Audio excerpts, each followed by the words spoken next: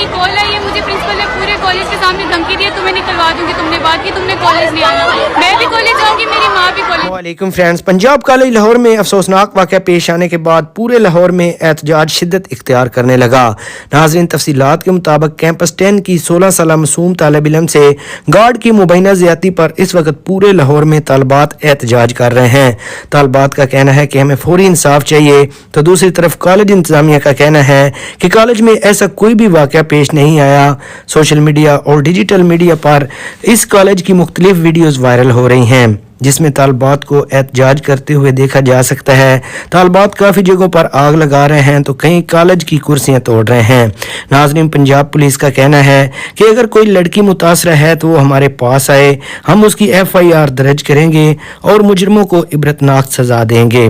लेकिन अभी तक जो सोशल मीडिया पर न्यूज़ चल रही हैं उसमें यही बताया जा रहा है कि लाहौर कॉलेज वाक़या की अभी तक FIR दर्ज नहीं हुई और ना ही वो लड़की सामने आई है जिसके साथ ये पूरा मामला बना हुआ है।